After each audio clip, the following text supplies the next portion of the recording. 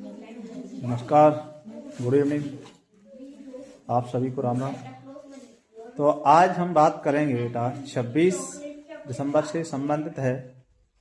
सुबह मैंने आपको बताया था कि बेटा ऊधम सिंह के बारे में है, लेकिन हमारे एक जो अच्छे नेता हुआ करते थे वे अर्थशास्त्री भी थे और हमारे पूर्व प्रधानमंत्री भी थे। तो आज ही के दिन बेटा इनकी इस संसार से इन्होंने विदा लिया था।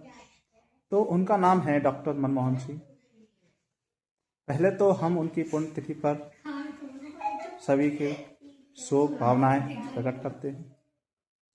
तो बेटा इनका जन्म हुआ था 26 सितंबर 1932 को और आज के दिन यानी कि 26 दिसंबर 2024 को इनका निधन हुआ था, यानी कि संसार से इन्होंने विदा ली थी। तो आज हम इनके उस अर्थशास्त्री के कार्यकाल के बारे में हम आपसे चर्चा करेंगे। तो बेटा इन्होंने जो कि अर्थ यानी कि शास्त्री बनकर केंद्रीय वित्त मंत्री की कुर्सी पर विराजमान होकर हमारे देश को एक नई दिशा दी थी, नई पहल की थी। उसके विषय में हम बताएंगे आपको। तो बेटा इन्होंने ये वित्त मंत्री का ये कार्यकाल कब लिया था, यानी कि कुर्सी इन्होंने कब ली थी?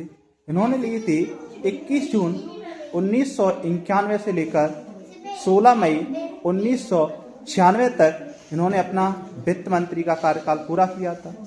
जब हमारा देश 1992 में एक पूर्ण रूप से मात्र 15 दिन का रुपए हमारे देश के पास रह गया था, इतनी ज़्यादा मतलब कहने का ये है कि बिल्कुल बुरे हालात हो गए थे हमारे भारतवर्ष के।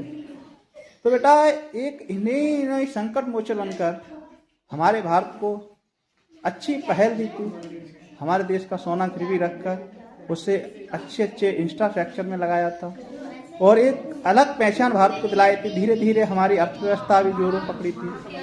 ठीक है, तो इनका एक बहुत ही महत्वपूर्ण हमारे देश को संजोने में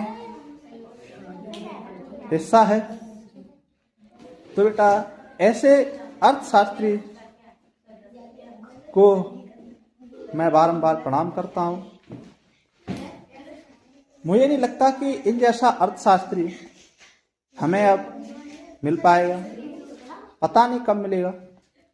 तो मैं प्रत्येक देशवासियों को